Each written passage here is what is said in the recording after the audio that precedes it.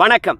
என்ன செய்தியை பார்க்க போகிறோன்னு கேட்டிங்கன்னா, வெடிவெடித்து கொண்டாடும் திமுகவினர், ஆட்சிக்கு வேட்டு வச்சு 6 வருஷம்னா அதிர்ச்சியில் உறைந்த விஜய் அவர்களை பொறுத்த வரைக்கும் ஆதவ அர்ஜுனா மீது நல்ல நம்பிக்கை வச்சுக்கிறார் இன்றைக்கும். ஆனால் ஆதவ அர்ஜுனா அவர்கள் தான் ஆர்வ கோளாறு காரணமாக இந்த ஆட்சிக்கு வேட்டு வைத்து விட்டார். விஜய்க்கு லேட்டாக தான் புரிஞ்சிருக்கிறது. அதை எப்படி தடுக்க போகிறான்னு தெரியல. ஒரு ஆட்சி நீடிக்க வேண்டுமென்றால் 4 பேருடைய நம்பிக்கை பெற்றிருக்க வேண்டும். ஆனால் அந்த 4 பேருடைய நம்பிக்கை பெறாமல் போனதுக்கு காரணம் ஆதவ அர்ஜுனா தான் அப்படிங்கிறாங்க. யார் யாருடைய நம்பிக்கை இந்த ஆட்சி பெறவில்லை?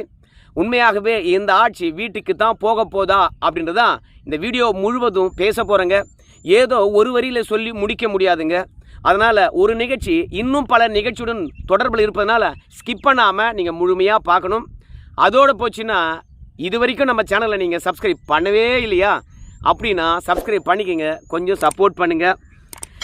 முதல்ல எங்கிருந்து தொடங்கலாம் என்று பார்க்கும்போது, மத்திய அரசாங்கத்துடைய நம்பிக்கையை இந்த அரசாங்கம் பெற்றிருக்கிறதா அப்படின்னு பார்க்கும்பொழுது, இந்த அரசாங்கம் மத்திய அரசாங்கத்துடைய நம்பிக்கையை பெற்றிருக்கிற மாதிரி தெரியல.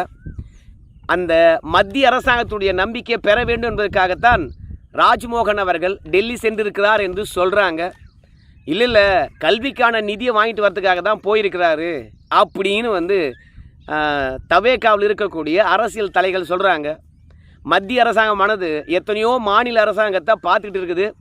எத்தனையோ மாநில அரசாங்கத்தை பார்த்தவங்க அவங்க. அதனால் தவேகா அரசாங்கத்துக்கு தான் அரசாட்சி புதுசு. ஆனால் மோடிக்கோ இல்லை அமித்ஷாவுக்கோ மாநில அரசாங்கங்கள் புதுது கிடையாது. எந்த அரசை எப்படி டீல் பண்ணும் என்ற விஷயமானது அவங்களுக்கு நல்லாவே தெரியும். அதனால் நம்முடைய ராஜ்மோகன் அவர்கள் போய் அமித்ஷா மோடி கிட்ட பேசி நிதியை பெற்றுக்கொண்டு வந்துவிட முடியாது. ஆனால் நம்முடைய ராஜ்மோகனாக இருக்கலாம், அமைச்சர் கீர்த்தனா அவர்களாக இருக்கலாம், பெரிய சர்ச்சையில் சிக்கியிருக்கின்றார்கள். வெளிநாடு போயிருக்கின்றார்கள் அரசு நிகழ்ச்சிக்காக. மத்திய அரசாங்கத்துக்கிட்ட இருந்து அனுமதி வாங்கவே இல்லை. அவங்கள பொறுத்த வரைக்கும் டிப்ளமேட்டிக் பாஸ்போர்ட்டில் போயிருக்கணும். மத்திய அரசாங்கத்துக்கிட்ட அனுமதி வாங்கியிருக்கணும். எந்த நிகழ்ச்சிக்கு போகிறோம் என்று சொல்லி நிகழ்ச்சி நிரலை தொகுத்து மத்திய அரசாங்கத்தை கொடுத்து அவங்க அனுமதி வாங்கின பிறகு இவங்க அதுக்கப்புறம் பாஸ்போர்ட்டை பெற்று அதுக்கப்புறம் இவங்க போயிருக்கணும். அதாவது அமைச்சர் ராஜ்மோகன், கீர்த்தனா இவங்க மட்டும் போல கூடவே அவங்களுடைய துறை சார்ந்த செயலாளர்கள் போயிருக்காங்க, அதிகாரிகள் போயிருக்காங்க. ஆனால் இன்றைக்கி வந்திருக்கின்ற அமைச்சர் பெருமக்கள் புதியவர்களாக இருக்கலாம். ஆனால் வழிகாட்ட வேண்டிய தலைமைச் செயலகமும் அதே மாதிரி தலைமைச் செயலாளரும் அரசு ஐஏஎஸ் அதிகாரிகளும் என்ன பண்ணாங்க அப்படின்னு சொல்லிட்டு உடனடியாக மாநில அரசாங்கத்துக்கு மத்திய அரசாங்கமானது நோட்டீஸ் அனுப்பியிருக்கிறது. இந்திய அரசியலமைப்பு சட்டத்தை மீறி நீங்கள் வெளிநாடு போயிருக்கீங்க, யாருமே செய்யாத விதிமீறலில் ஈடுபட்டிருக்கீங்க, விளக்கம் அளிக்க வேண்டும். மத்திய அரசாங்கமானது எந்த விதத்திலும் சமரசமாகாது. இது அத்தனை பேருக்கும் தவறான வழிகாட்டுதலாக அமையும். என்ன நடவடிக்கை எடுக்கலாம் அப்படின்னு அதிரடியான கேள்வியை கேட்டிருக்காங்க. அதை போய் சமாதானப்படுத்த போயிருக்கின்றாரா என்ற விஷயம் நமக்கு தெரியல. ஏன்னா உங்கள் எல்லாருக்கும் தெரியும், சம்கர சிக்ஷா அந்த திட்டத்தில் மும்மொழியை ஏற்றுக்கொண்டாலோ இல்லை மத்திய அரசாங்கத்துடைய பிஎம்சி பள்ளியை ஏற்றுக்கொண்டாதோ அந்த நிதி கொடுக்க முடியும். ஏன்னா அந்த திட்டத்துக்காக தான் அந்த நிதி வகுக்கப்பட்டது. ஆனால் நம்முடைய ராஜ்மோகன் அவர்கள் போய் மத்திய அரசாங்கத்திட்ட பேசி அந்த நிதியை வாங்கிட்டு வந்துட முடியுமா? திட்டத்தை ஏற்றுக்கொள்ளுங்க, பணம் தரம் தான் சொல்லுவாங்க. கேரளா போன்று, ஆந்திரா போன்று, தெலுங்கானா போன்று, கர்நாடகா போன்ற எல்லா மாநிலங்களும் மத்திய அரசாங்கத்துக்கு எதிராக இருக்கிறவங்க தான்.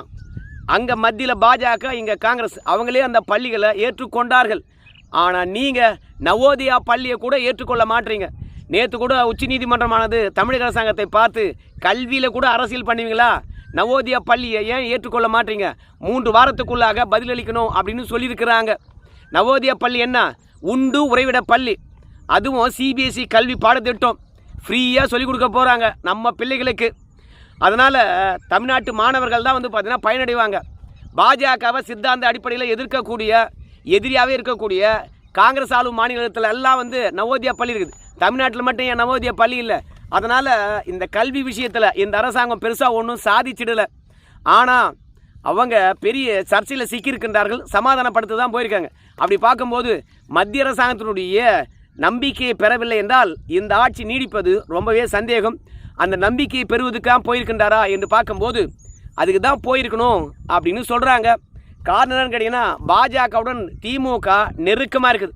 உங்கள் எல்லாருக்குமே தெரியும், மேயர் பிரியா அவர்களும் அதே மாதிரி கலாநிதி வீராசாமி அவர்களும் எல் முருகன்ஜி அவர்களுடைய அரசு விழாவில் கலந்துக்கிறாங்க. ஆனால் நம்ம முதலமைச்சராக இருந்த ஜோசப் விஜய் இருக்காங்கல்ல, அவர் பெரம்பூரில் சட்டமன்ற அலுவலகம் திறந்தார். ஒரு முதலமைச்சருடைய விழாவில் சென்னை மாநகராட்சியினுடைய மேயர் அவர்கள் கலந்து கொண்டிருக்க வேண்டும். ஆனால் மேயர் பிரியா அவர்கள் கலந்து கொள்ளவில்லை. ஆனால் மத்திய இணையமைச்சருடைய விழாவில் போய் கலாநிதி வீராசாமி திமுகவுடைய எம்எல்ஏ அதே மாதிரி மேயர் பிரியா 2 பேரும் கலந்து கொண்டு பல்ல இழிச்சிட்டு நிற்கிறாங்க. புரோட்டோகால் என்று சொல்கிற மேயர் அவர்கள், ஏங்க மத்திய இணையமைச்சர் தொடக்க விழாவில் போய் கலந்துக்கிறீங்க, ஆனால் நம்முடைய முதலமைச்சர் விழாவில் ஏன் கலந்துக்கலன்னு கேட்கும்போது முறையான அழைப்பு இல்லை அப்படின்னு ஒரு வரியில் சொல்லிட்டு போகிறாங்க. ஸோ அந்த அளவுக்கு தான் திமுக பாஜகவுடன் நெருக்கம் காட்டுகிறது. திமுக தமிழக வெற்றி கழகத்தை எதிர்த்து நிற்கிறது. அதனால் திமுக பாஜக உறவு இணக்கமாச்சுன்னா தவேக ஆட்சிக்கு ஆபத்து. அதனால் நாம் போய் டெல்லியில் ஏதாவது லாபி பண்ணுவோம் அப்படின்றதுக்காக தான் ராஜ்மோகன் அவர்களை அனுப்பி வைத்திருப்பதாக தெரியுது. மத்திய அரசாங்கத்துடைய நம்பிக்கை பெறவே இல்லை. சரி, 2வது மக்கள் நம்பிக்கையை பெற்றிருக்கின்றார்களா அப்படின்னு பார்க்கும்போது பெருசாக மக்கள் நம்பிக்கையை பெற மாதிரி தெரியல. ஏன்னா இவங்க அத்தனை பேரும் திசை திருப்புகின்ற அரசியலை தான் முன்னெடுக்கின்றார்கள். எந்த அளவுக்கு திசை திருப்பாங்க தெரியுமா? எப்பா கதிர் ஆனந்த் தெரியுமா? நம்முடைய துரைமுருகனுடைய மகன், அவங்க வீட்டில் திருமணம் நடந்தது. அவங்களுக்கு நகை பரிசாக கொடுத்துருக்காங்க. இந்த நகையை பாரு, எத்தனை கோடி தேரும் பாரு. கதிர் ஆனந்தே பணக்காரன், ஊழல் பண்ணி கோடியாக சொத்து சேர்த்து வச்சுருக்கிறான். அவன் பல கல்யாணங்களுக்கு போயிருப்பான். அவன் எந்த அளவுக்கு நகை போட்டிருப்பானோ அன்பளிப்பா, அந்த அன்பளிப்புகள் தான் இப்போ திரும்பி வரும். அதனால் அவன் அதிகமாக கொடுத்தான்னா இவன் பொண்ணு கல்யாணத்துக்கு அவன் திருப்பி மொழி செய்கின்ற போது அதை விட கூடுதலாக செய்வான். அதான் வாடிக்கை. அது மட்டும் இல்லை, அந்த கல்யாணத்தில் நகையை பயங்கரமாக போட்டுக்கின்னு ஆடினாங்களாம். எங்குதுரா வந்திருக்கும் இவனுக்கு காட்பாடி ஒன்றிய சேர்மனுக்கு சாதா ஊராட்சி மன்ற தலைவராக கதிர் ஆனந்துக்கு பினாமியாக இருந்துக்கிட்டு எவ்வளோ கோடி சுருட்டி எவ்வளோ நகையை போட்டு டான்ஸ் ஆடுறான் பாடுறா. ஜே அன்பழகன் டி நகர் பழக்கடைக்காரர், அவனுடைய அசிஸ்டண்ட் பார்த்தியா எவ்வளோ நகை போட்டிருக்கான் பார்த்தியா. திமுக அன்னைக்கு எங்கே வந்திருக்கோம் அப்படின்னு திசை திருப்புகின்றார்கள். இந்த திசை திருப்பதிலே தேவையில்லை.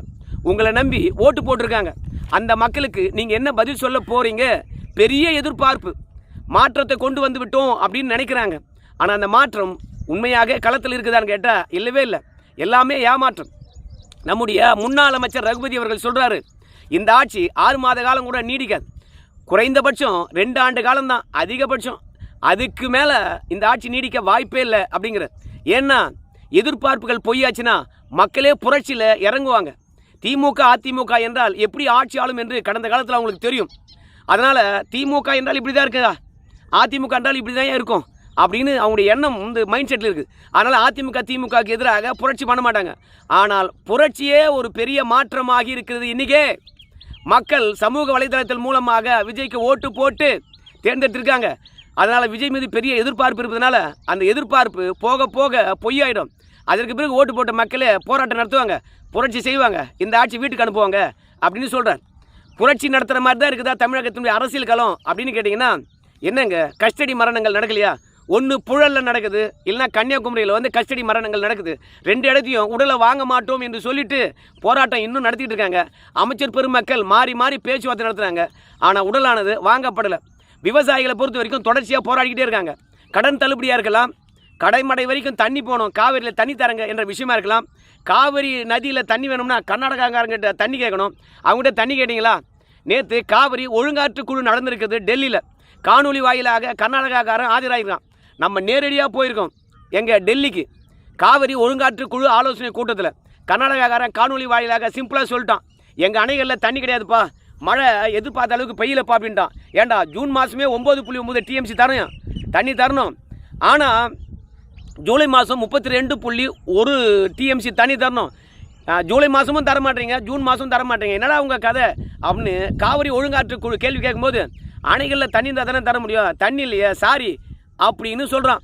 உடனே காவிரி ஒழுங்காற்று குழுவானது தண்ணி இல்லையா, சரி பரவாயில்ல தர வேணாம் அப்படின்னு சொல்லிடுச்சான். அப்போது தமிழகத்தினுடைய எதிர்பார்ப்பு பொய்யாகுது. இங்கே இருக்கின்ற அரசாங்கமானது விவசாயிகளை காப்பாற்றுறதா? காவிரி ஒழுங்காற்று குழு கூடி தமிழ்நாட்டுக்கு தண்ணி இல்லையா பரவாயில்லன்னு சொல்லிட்டு வாங்கலாம். அப்படின்னா காவிரி ஒழுங்காற்று குழுவே தண்ணி தரான்னு சொல்லிச்சு, ஏன் தமிழ்நாட்டுக்காரன் தண்ணி கேட்குறீங்க அப்படின்னு சொல்ல மாட்டான். அப்போ இந்த அரசாங்கமானது தண்ணி வாங்கிறதுக்கு என்ன மாதிரியான நடவடிக்கை எடுக்க போகுது? உச்சநீதிமன்றமானது என்ன தீர்ப்பு வழங்கிச்சு? யோ உங்ககிட்ட 2 சாக்லேட் இருக்குன்னா அதில் தமிழ்நாட்டுக்கு எத்தனை சாக்லேட்டு பங்கு தரணும்னு சொல்லிட்டு நாங்கள் தீர்ப்பு வழங்கியிருக்கோமோ அந்த 2 சாக்லேட்டில் நீ புட்டு கொடு, இல்லை உனக்கு ஒன்று எனக்கு ஒன்று பிரித்து கொடு. உங்கள்கிட்ட எத்தனை சாக்லேட் இருக்குதோ அதில் தான் நீ பங்கு தரணும். என்னுடைய கையில் 100 சாக்லேட் எப்போ வருதோ அப்போ தான் நான் வந்து தமிழ்நாட்டுக்கு பங்கு தருவேன் அப்படின்னு காத்திருக்கக்கூடாது. உனக்கு 100 சாக்லேட்டு கிடைக்கவே இல்லைன்னு வச்சுக்கோ, நீ பங்கு தர மாட்டியாப்பா. அதனால் உங்களுடைய அணைகளில் எவ்வளோ தண்ணி இருக்குதோ அந்த தண்ணியில் தமிழ்நாட்டுக்கான பங்கை கொடு. இப்போது உங்கள்கிட்ட ஒரு 4 டிஎம்சி இருக்குதா, இந்த மாதம் நம்முடைய தமிழ்நாட்டுக்கு வந்து பார்த்திங்கன்னா 2 டிஎம்சி தண்ணி தரணுமா? அந்த 4 டிஎம்சிலிருந்து நீங்கள் 2 டிஎம்சி தண்ணி தர வேணாம்.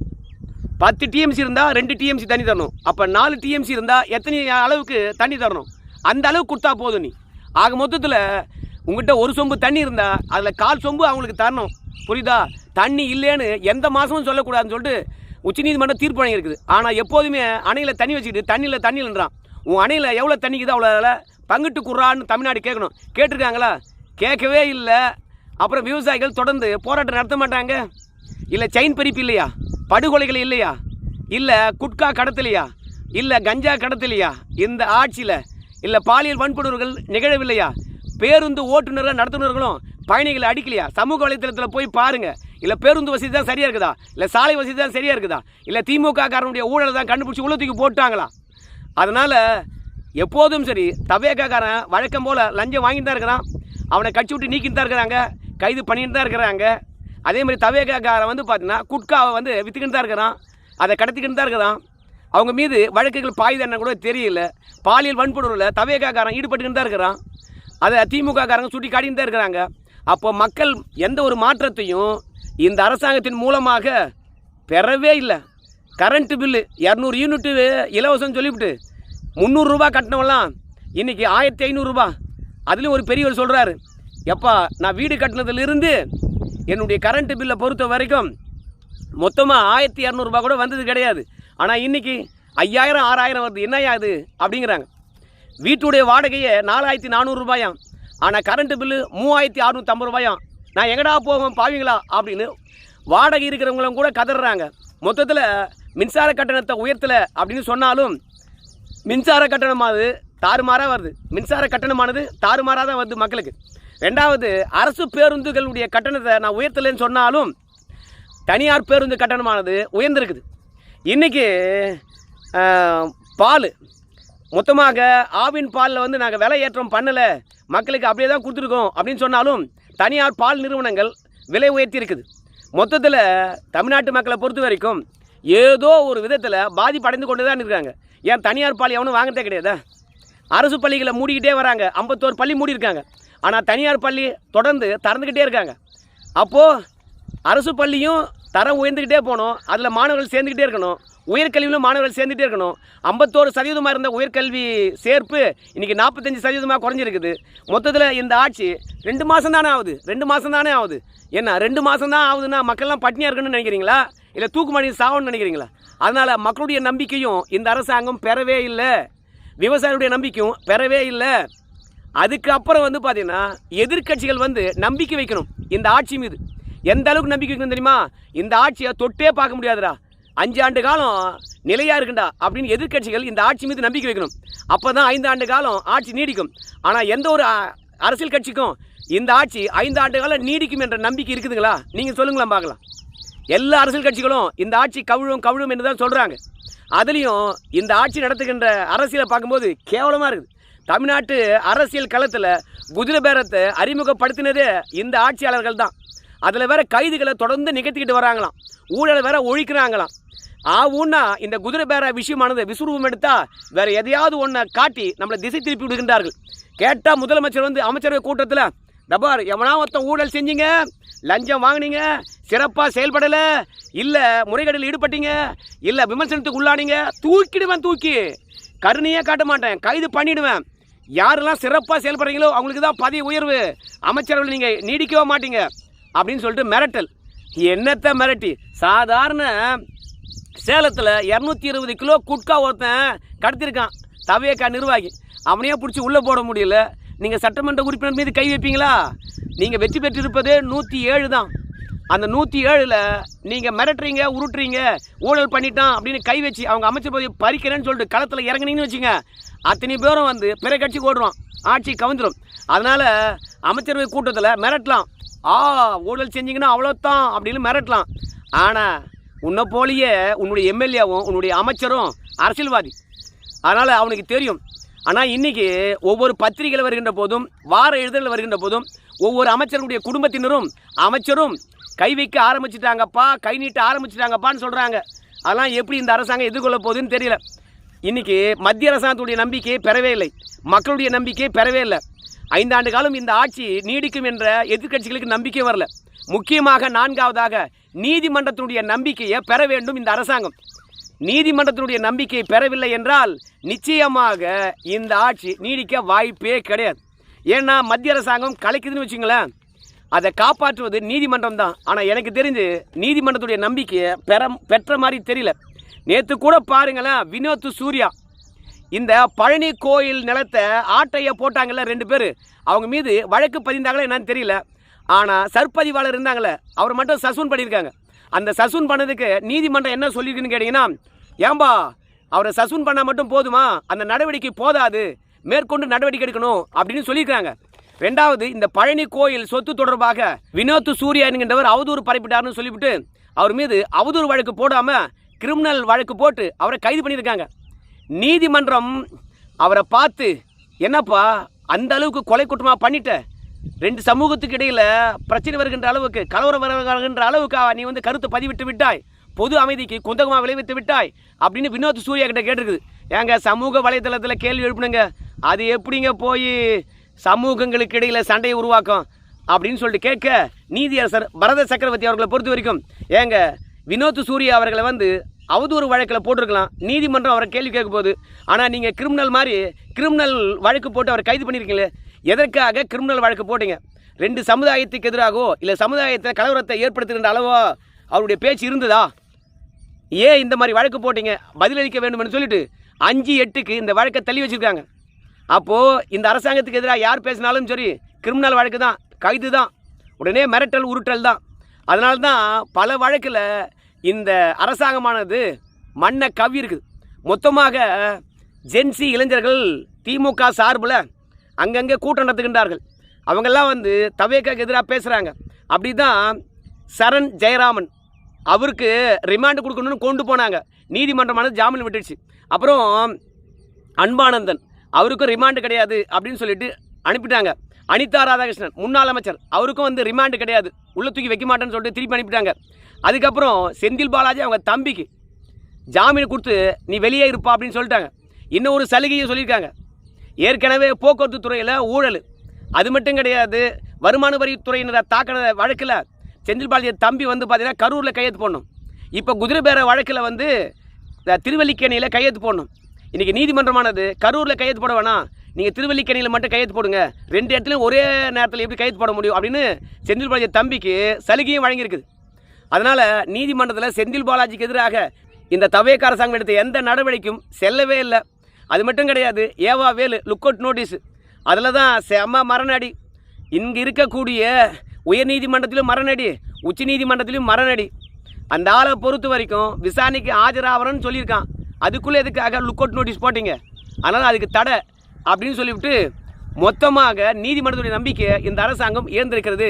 இதுக்கெல்லாம் காரணம் ஏவா வேலு தான். விமர்சனம் என்ற போர்வில் பல பேர் விமர்சனம் வைக்கின்ற போது அதை ஏற்றுக்கொள்ளுகின்ற மனநிலை இருக்கணும். விஜய் வந்து பார்த்தீங்கன்னா இந்த விமர்சனங்களை பார்க்குறாரான்னு கேட்டிங்கன்னா பார்க்கல. ஆதவ் அர்ஜுனா அவர்கள் தான் பார்த்துட்டு இருக்கார் தன்னுடைய டீமை வச்சு. உடனடியாக இவங்களை கைது பண்ணு, அவங்கள கைது பண்ணு. திருவண்ணாமலையில் ஏவா வேலு தான் பெரிய ஆளா, அந்த ஆளை ஒடுக்குறேன் பார். நான் வந்து திருவண்ணாமலையினுடைய பொறுப்பு அமைச்சராக போயிருக்கேன், ஏவா வேலை உள்ள தூக்கி வச்சுன்னா நான் தான் இனிமேல் கிங்கு, அங்கே இருக்கின்ற எந்த அதிகாரியும் என் பேச்சு தான் கேட்பாங்க அப்படின்னு ஆதவ் அர்ஜுனா வந்து பார்த்தீங்கன்னா முயற்சி பண்ணிக்கிட்டு இருக்கார். அதனால் ஏவா வேலு அவர்களை உள்ளே தூக்கி வைக்கணும் அப்படின்னு ஆசைப்பட்டார். ஆனால் அது நடைபெறவே இல்லை. இப்படி ஒட்டுமொத்த நம்பிக்கையும் இழப்பதுக்கு காரணம் ஆதவ் அர்ஜுனா அவர்கள் வந்து நிழல் முதலமைச்சராக இருந்து இந்த அரசாங்கத்தை வழிநடத்துவது தான். அதனால தான் யாருடைய நம்பிக்கையும் பெறாமல் இன்றைக்கி ஒட்டுமொத்தமாக மக்களுடைய எதிர்ப்பை சம்பாதித்திருக்காங்க. அதாவது ஏவா வேலு வழக்கில் மட்டும் பின்னடைவு கிடையாதுங்க. இன்றைக்கி அதிமுகவில் சமூக வலைத்தளத்தில் கருத்தை பதிவிடுகின்றவர் ஒரு பெண்மணி. இந்த ஃபோட்டோவை பாருங்கள், இவங்க பேர் இந்திராணி சுடலைமுத்து. முறுக்கு அப்புறம் புளியோதரை, இதெல்லாம் போய் சோதனை பண்ணிக்கிட்டே இருந்தீங்க. பரவாயில்லையே, நல்ல சிறப்பாக தான் செயல்படுறாரு அப்படின்னு நினச்சோம். கடைசியில் 100 கோடி ரூபாய் அளவுக்கு பயணி சொத்தானது கொள்ளை போயிருக்குது. உங்கள் உறவினருக்கு பதிவு பண்ணிட்டு தான் சொல்கிறாங்க. உண்மையா? இதுதான் உண்மையான மாற்றமா? இதான் ஊழலை ஒழிச்சுதா அப்படின்னு கேள்வி கேட்டிருக்காங்க. இதுக்கு அவங்க மீது கேஸ் போட்டிருக்காங்க. உங்கள் உறவினர் மீதா நீங்கள் அந்த 100 கோடி ரூபாய் சொத்தை ரிஜிஸ்டர் பண்ணியிருக்கீங்க அப்படின்னு கேட்கும்போது இல்லைங்க அப்படின்னு விளக்கம் அளிச்சுட்டு போகலாம். இல்லையா ஒரு வார்னிங் விடலாம், நோட்டீஸ் அனுப்பலாம். ஆனால் கேஸ் போட்டாங்க. மொத்தத்தில் கேள்வி கேட்கக்கூடாது இந்த அரசாங்கத்தை. ஜெயலலிதா மாதிரி இவங்க நடந்துக்கிறாங்கன்னு சொல்கிறாங்க. ஆனால் ஜெயலலிதா அவதூறு வழக்கு தான் போடுவாங்க. யாரையும் மிரட்ட மாட்டாங்க, கைது பண்ண மாட்டாங்க, சிறையில் அடைக்க மாட்டாங்க. ஆனால் சில அரசியல் தலைவர்களை அடைச்சிருக்காங்க. அவங்களாம் தேச துரோக வழக்கத்தில் அடைச்சிருப்பாங்க. ஆனால் சமூக வலைதளத்தில் கருத்து போட்டால் ஜெயலலிதா அவர்கள் கைது பண்ண மாட்டாங்க. அதனால தான் இன்றைக்கி சொல்கிறோம், அதிமுக, திமுக இப்படி பல பேர் இன்றைக்கி இந்த அரசாங்கத்துக்கு எதிராக பேசினா கைது நடவடிக்கை. அதனால் நீதிமன்றமானது எந்த வழக்கிலும் ரிமாண்டு பண்ணவே இல்லை, ஜாமீன் கொடுத்துது. ஸோ நீதிமன்றத்துடைய நம்பிக்கை அத்துப்போச்சு. இதெல்லாம் ஆதவ அர்ஜுனாவுடைய வழிகாட்டுதல் பெயரில் தான் அப்படின்னு சொல்கிறாங்க. அதனால் இன்றைக்கி விஜய் அவர்களை பொறுத்த வரைக்கும் ஆதவ அர்ஜுனா அவர்களை அடக்கி தான் வச்சுருக்காங்க. இன்னும் கூட அவரை முழுமையாக தன்னுடைய கண்ட்ரோல் எடுத்துக்கணும் விஜய் அவர்கள். நான் சொல்கிறது மட்டும் செய்யுன்னு சொல்லணும். அப்போ தான் இந்த ஆட்சியை காப்பாற்ற முடியும். இது ஒரு பெரிய வீடியோ தான். ஆனால் மக்களுடைய எதிர்பார்ப்பை பூர்த்தி செய்யலன்னு வச்சுங்களேன், இந்த ஆட்சி நீடிக்காது, புரட்சி வரும் என்று முன்னாள் அமைச்சர் ரகுபதி சொன்ன மாதிரி கண்டிப்பாக புரட்சி தான் வரப்போது பழகுது. ஆதவ அர்ஜுனாவை கொஞ்சம் அடக்கி வைங்க அப்படின்னு சொல்லி இந்த வீடியோவை நான் முடிக்கிறேன். சொல்லுங்கள், 4 பேருடைய நம்பிக்கையை பெறலாம் இந்த ஆட்சி நீடிக்குமா? உங்கள் கருத்து சொல்லுங்கள். இந்த ஆட்சி நல்லா இருக்குதா? நான் சொன்னதெல்லாம் வச்சு முடிவெடுத்து கமெண்ட் பண்ணுங்கள். நன்றி.